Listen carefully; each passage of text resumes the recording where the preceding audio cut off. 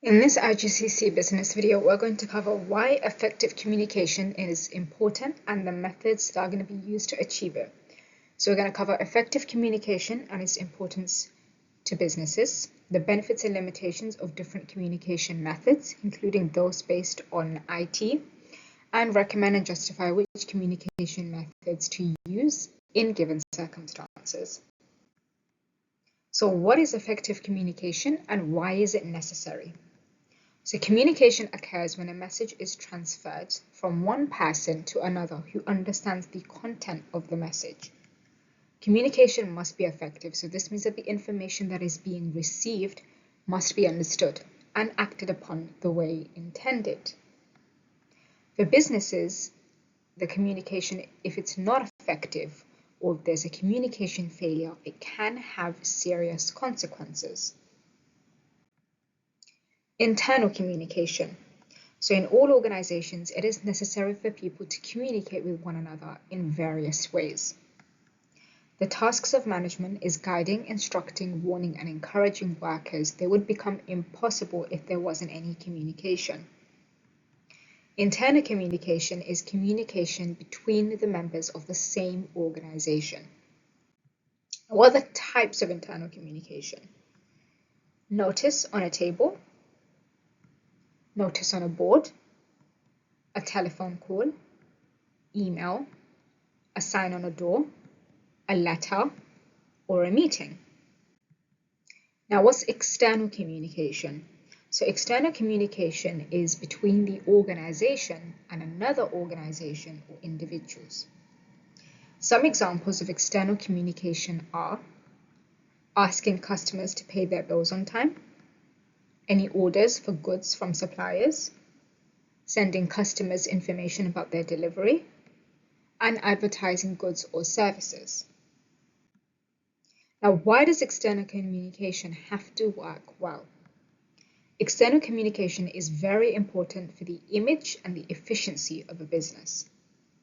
If a firm communicates ineffectively with their suppliers, they may be sent wrong materials, or if they send inaccurate information to their customers, the customers may buy a product from another firm. The key features of both external and internal communication is the same, as well as the methods of communication used can be similar as well. So what's the process of effective communication? So the process of effective communication, it requires a transmitter or a sender. So this is the person who wishes to pass on the information to others. A medium of communication or a method for sending the message, for example, a letter or a notice board. Then the receiver of information, which is the person that the message is being sent to. And feedback. This is where the receiver confirms that the message has been received and they respond to it. So this ensures that communication has been correctly received by the right person and is acted upon. One-way and two-way communication. So one-way communication occurs when the receiver of a message has no chance to reply or respond to the message. An example of this would be an instruction that is given. One-way communication does not allow the receiver to contribute to the communication or to provide any feedback. Two-way communication is when there is a reply or a response from the receiver. This could be a confirmation of a receipt of the message, or it could be a discussion about the message. Both people are involved in the communication process, which would lead to better and clearer information. What's the advantages of two-way communication? Both people are now involved in the communication process, so the receiver feels like they are part of the process and they can make a contribution to the topic that is being discussed or communicated. And it would become clear to the sender whether or not the person that is receiving the message has acted upon it and if they've understood it. If they have not, then the message might need to be sent again or made more clearer. Effective communication will not take place until the receiver has understood the message. Communication methods. So information can be sent and transmitted in a number of different ways, which is called communication media. Verbal methods of communication involve the sender of the message speaking to the receiver. Written methods of communication involves letters and notices, posters, but increasingly involves the use of IT. And visual methods of communication involve diagrams, charts, and videos. So what are the factors that should be considered before choosing the method of communication? The speed. So is it important that the receiver gets the information quickly? The cost. Is it important to keep the costs down, or is it important to communicate effectively regardless of the cost? The message details, so how detailed is the message? If it contains any technical information or any illustrations, then written or visual communication is going to be best. Leadership style, so the type of leadership style will determine the communication in the organization. The receiver, who is the target or the receivers? The importance of a written record, so is it essential that at some point a written record will be referred to, then verbal communication will be inappropriate. The importance of feedback, is it essential that the sender receives feedback quickly, then verbal communication will be better. What's the methods of verbal communication? So meetings and team briefings, a telephone conversation, a one-to-one talk, or a video conference. What's the advantages of verbal communication? So information can be given out quickly. It's an efficient way of communicating with a large group of people.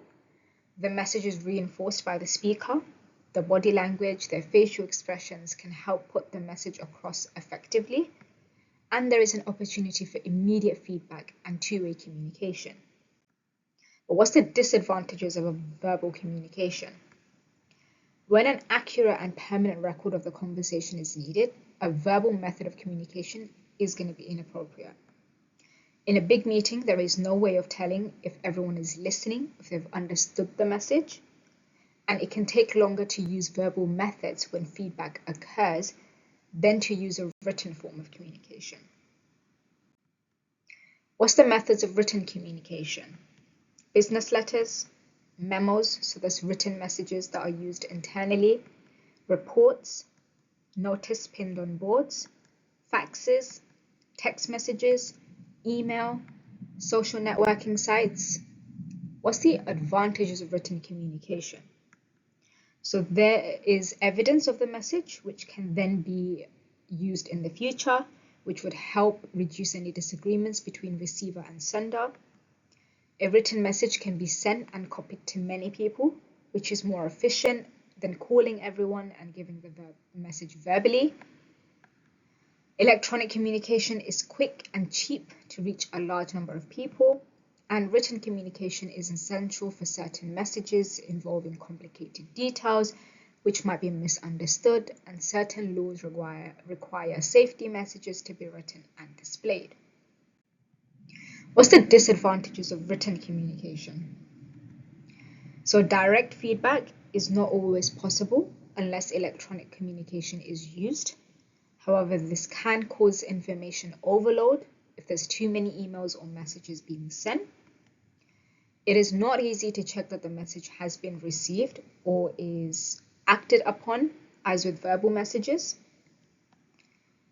The language used can be difficult for some receivers to understand. So if the message is long, then it can get confusing for the reader, or they might lose interest. And there is no opportunity for body language to be used in order to reinforce the message. What's the methods of visual communication? Films, videos, Microsoft PowerPoint displays, posters, charts and diagrams, and photographs and cartoons. What's the advantages of visual communication? So they can be used to make a written message more clearer by adding a chart or a diagram to illustrate the point that is being made. And it can present information in a more appealing and attractive manner, so they communicate messages in a more interesting way. However, the disadvantages of visual communication is that there is no feedback, and the sender of the message may need to use other forms of communication to check that the message is being understood. And charts and graphs are difficult for some people to interpret. The overall message might be misunderstood if the receiver is unsure how to read the values from a graph or how to interpret it. Formal and informal communication. Formal communication is when messages are sent through established channels using professional language, and informal communication is when information is sent and received casually with the use of everyday language. The direction of communication. So arrow A, that shows downward communication. So this is when messages are sent from managers to subordinates. It can be used for instructions or important statements, and it does not allow for any feedback. So if these messages have to pass through many levels of hierarchy, then the message may become distorted. Arrow B shows upwards communication. This is when a message or a feedback is passed from the subordinates to the managers. And arrow C, that shows horizontal communication. So this occurs when people at the same level of an organization, they communicate with one another. This can be done formally or informally. Okay, now let's have a look at an exam question. So we're going to consider the benefits and limitations of the following three methods of communication FO could use. Which method of communication would be the most suitable when contacting suppliers about a late delivery? Justify your answer. So it's either email, a mobile phone, or letter. Pause this video now and have a go at the question.